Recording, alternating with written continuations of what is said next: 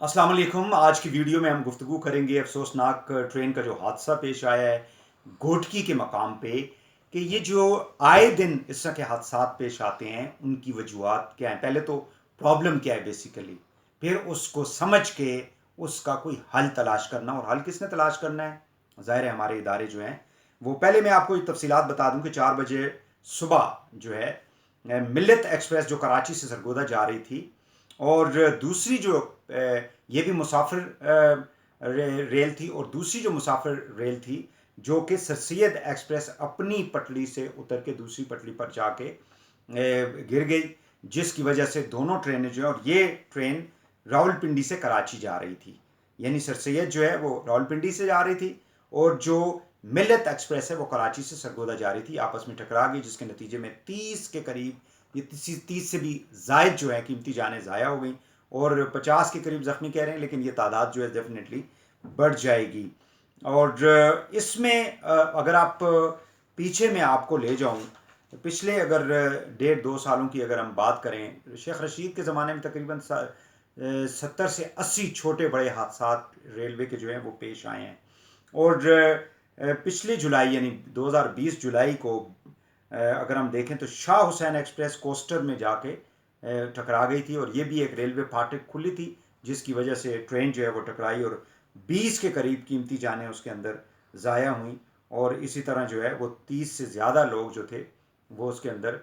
ज़ख्मी भी हो गए। कोस्टर में कहा यह जाता है कि जो ननकाना साहब से पेशावर जा रही थी, 30 के करीब लोग उसके अंदर सवार थे। अगर हम 28 फरवरी 2020 की हम बात करें तो रोड़ी के मकाम के ऊपर पाकिस्तान एक्सप्रेस एक खुले फाटक की वजह से एक बस में जाके टकरा गई, जिसमें 19 कीमती जानें ज़ाया हुई थी, और 30 से ज़ायद लोग वहाँ पे भी ज़ख्मी हुए थे। अक्टूबर 2019 में अगर हम चले जाएं तो 1.5 साल के पीछे अगर चले जाएं तो एक तेज़ गाम, आपको याद होगा कि तेज़ गाम जो एक्सप्रेस है वो रहीम यार खान के मकाम के ऊपर 3 उसके डब्बों के अंदर आग लग गई थी, और उस आग भड़कने के नतीजे में 70 से ज़्यादा कीमती जानें जो हैं वो आग में झुलस कर ज़ाया हुई, जिसमें तकरीबन 40 के करीब लोग जो हैं वो ज़ख्मी भी हुए थे। 11 जुलाई 2019 में कोयटा जाने वाली अकबर एक्सप्रेस जो थी सादकाबाद के करीब विल्हार रेलवे स्टेशन पर जो है मालगाड़ी में जाके घुस गई, जिसके नतीजे में 21 हलाकतें और 85 से ज़ायद लोग जो हैं वो ज़ख्मी हुए थे।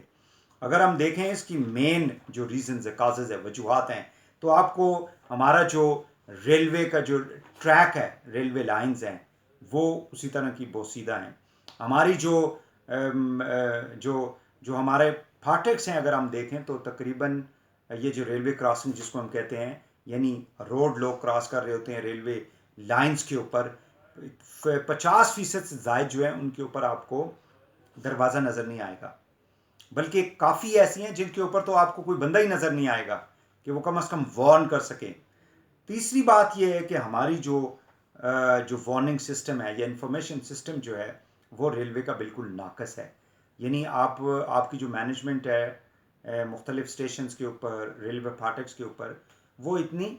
इफ़ेक्टिव नहीं है। और डिजिटलाइजेशन का दौर है, लेकिन डिजिटलाइजेशन जो है उसको लगता है कि रेलवे ने अभी तक उसको इस्तेमाल नहीं किया। टिकटों के लिए तो करते होंगे, लेकिन ट्रेनों की टाइमिंग्स को मैनेज करने के लिए, ट्रेनों की को जो ट्रांसपोर्टेशन है मुख्तलिफ इलाकों से, स्टेशन से उसने किस तरह से गुजरना है, उसको डिजिटलाइज अभी तक नहीं किया। और फिर वार्निंग सिस्टम नहीं है कि वार्न कर सके लोगों को।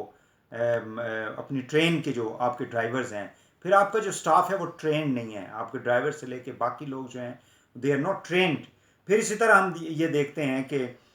आपका जो टाइमिंग का जो सिस्टम है, यानी किस तरह से हादसा को रोका जा सकता है। फिर आपका रेस्क्यू ऑपरेशंस के लिए आपके स्टेशन के ऊपर आपको बड़ी मशीनरी, अब इसके लिए भी ये जो घोटकी का जो वाक़या पेश आया है सिंध के अंदर, इसमें भी आपने क्या किया कि आपने मिलिट्री या पैरामिलिट्री उसके अंदर इन्वॉल्व की रेस्क्यू ऑपरेशन के लिए। डिज़ास्टर मैनेजमेंट का निज़ाम नहीं है हमारे तमाम सूबाई लेवल के ऊपर, डिस्ट्रिक्ट्स के अंदर ये होना चाहिए डिज़ास्टर मैनेजमेंट का सिस्टम, जिसमें बड़ी मशीनरी हो, इफ़ेक्टिव किस्म का आपका जो है ना रेस्क्यू ऑपरेशन सिस्टम हो सिविल इदारों के अंदर। फिर आपकी जो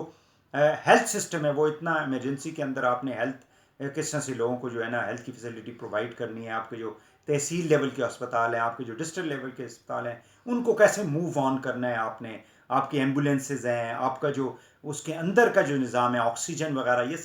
یہ سارا آپ کو انفیکٹو دکھائی دیتا ہے. یعنی ایک تو ریلوے ڈپارٹمنٹ کا اپنا انفیکٹو سسٹم, کوئی وہاں پہ اکاؤنٹیبلٹی نہیں ہے, کوئی آپ کا جو ہے نا ماڈرن سسٹم نظام نہیں ہے. اسی طرح آپ کا جو صوبوں کے اندر جو نظام ہے, بدقسمتی سے اب سندھ کے اندر 13 سال سے پیپلز پارٹی حکومت میں ہے, 5-6 دہائیوں سے گورنمنٹ کے اندر ہیں گائے بگائے, اور ریگولر تقریباً 2008 سے ابھی تک گورنمنٹ کے اندر ہیں. لیکن وہاں پہ آپ کو جو آپ کا ہیلتھ سسٹم ہے, جو آپ کا ریسکیو سسٹم ہے, جو آپ کا ڈیزاسٹر مینجمنٹ کا سسٹم ہے, جو آپ کی ڈسٹرکٹ ایڈمنسٹریشن ہے, وہ صرف وزیروں کی جو ہے نا وہ خدمت کے لیے وہاں پہ بیٹھے ہوں گے, لیکن دے ول ناٹ موو انٹل کہ ان کو کسی جگہ سے ڈائریکٹیوز نہ دی جائیں. یہ تو ان بلٹ ہونا چاہیے سارا, کہ اگر یہ واقعات ہو جاتے ہیں تو کس طرح سے ڈپارٹمنٹس کو جو ہے وہ موو آن کرنا ہے آپ نے. ایک تو یہ ہوگا. دوسرا یہ ہے کہ ریلوے کے اندر اگر 3 سالوں میں پی ٹی آئی کی گورنمنٹ کے اندر 70, 80, 90 کے قریب اگر حادثات ہوتے ہیں, جس میں بڑے بڑے جو ہے نا آگ لگ گئی,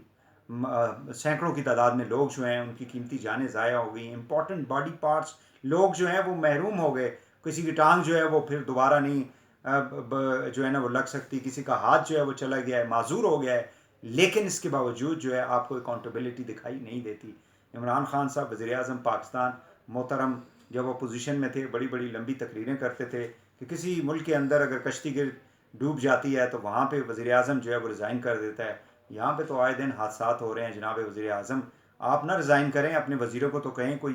مثال قائم کر دیں. شیخ رشید صاحب نے تو ظاہر ہے کہ اس کو آپ شاید اتنا